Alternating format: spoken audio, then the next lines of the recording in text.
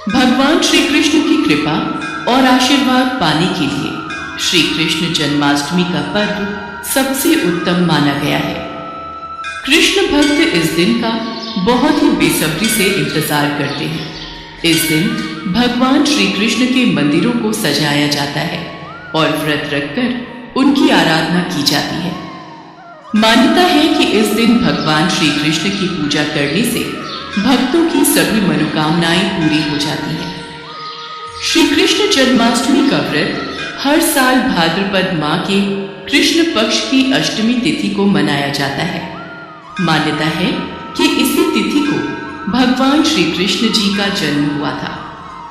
भगवान कृष्ण की भक्ति की कथाएं बहुत ही अनोखी हैं।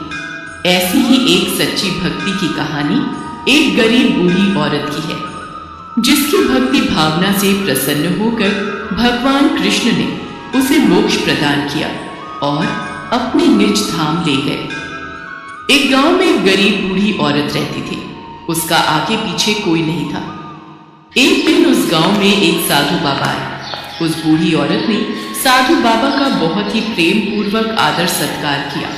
इससे साधु बाबा बहुत प्रसन्न हुए और वह बूढ़ी औरत से बोले, माई, मैं तुम्हारी सेवा भक्ति से बहुत प्रसन्न हूं। मैंने देखा तुम्हारा इस दुनिया में कोई नहीं है और जिनका कोई नहीं होता उनके भगवान होते हैं।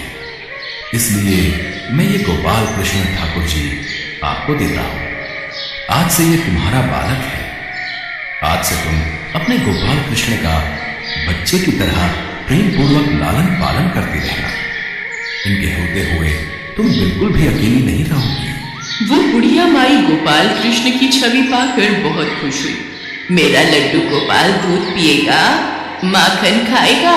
चल आजा, मैं तुझे झूले में सुला देती हूँ। मेरे लड्डू गोपाल को लोरी सुनकर नींद आती है ना। देखो बेचारी बूढ़ी माई लड्डू गोपाल को ही अपना बालक मानने लगी है। हाँ चलो अच्छा है, ठाकुर जी के रूप में इसे बालक मिल गया। बूढ़ी माई को रोजाना गांव के कुछ शरारती बच्चे ठाकुर जी का लाड प्यार करते देखते थे। एक दिन शरारती बच्चों को बूढ़ी माई से हंसी मजाक करने की सूझी और वे आपस में योजना बनाने लगे। चलो साथियों, आज इस बूढ़ी माई के साथ चालाकी करते हैं। हाँ चलो, बड़ा मजा आएगा। सभी बच्चे शोर मचाते हुए बूढ़ी माई की झोपड़ी के पास आते हैं। उनका शोर सुनकर वो बाहर आती है। क्या बात है, थोड़ा धीरे बोलो, इतना शोर मत मचाओ, मेरा बालक सो रहा है। अम्मा, आज गांव में जंगल से एक भेड़िया घुस आया है जो छोटे बच्चों को उठा कर ले जाता है और मारकर खा जाता है। तो अपने बच्चे का ख्याल रखना, कहीं भेड़िया इसे उठा कर न ले जाए। हाँ अम्मा, इसीलिए हम सब भी अपना खेल बीच में छोड़कर घर जा रहे हैं। हमें तो बहुत डर लग रहा है, अपने बच्चे का ख्याल रखना। कोई मेरे लाल गोपाल को हाथ भी लगा कर दिखाए, मुझसे बुरा कोई ना होगा। मैं यहाँ छड़ी लेकर खड़ी हूँ, कोई मेरी झोपड़ी में घुस भी नहीं सकता। बच्चे हंसने लगे। बुढ़िया ने अपने बाल गोपाल को उसी समय कुटिया में छुपा लिया और स्वयं छड़ी लेकर अपनी झोपड़ी के दरवाजे पर पहरा देने के लिए बैठ गई। अपने लाल को भेड़िए से बचाने के लिए वो बूढ़ी औरत भूखी प्यासी दरवाजे पर पहरा देती रही। पहरा देते देते एक दिन बीता, फिर दूसरा, तीसरा, चौथा और पांचवा दिन बीत गया।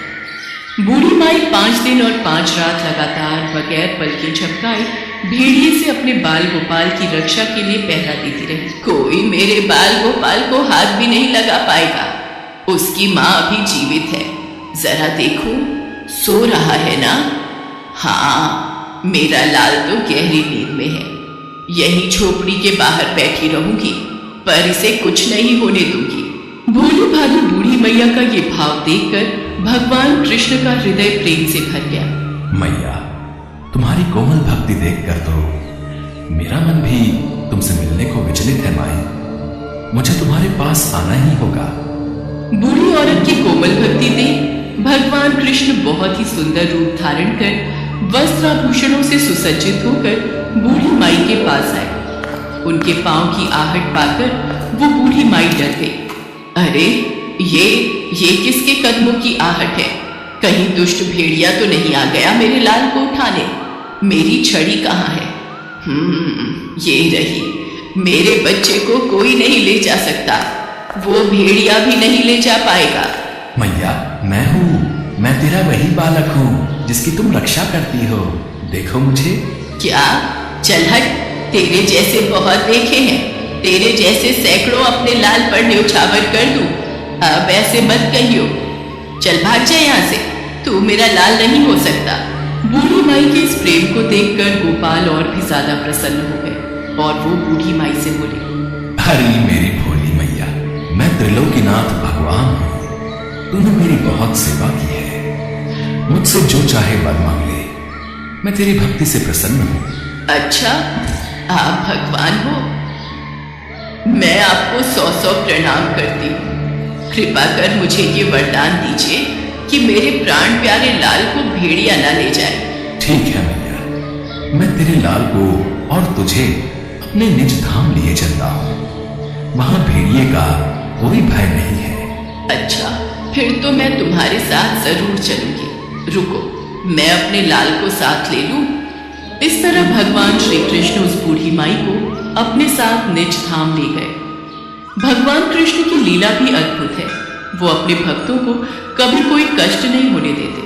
कृष्ण के अनन्य भक्त जन्माष्टमी की तैयारियों में लग जाते हैं।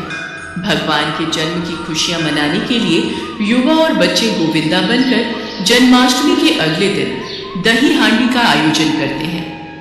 देश भर में जगह जगह चौराहों पर दही और मक्खन से भरी मटकियां लटकाई जाती हैं और गोविंदाओं द्वारा मानव पिरामिड बनाकर एक दूसरे के ऊपर चढ़ाकर इसे तोड़ा जाता है।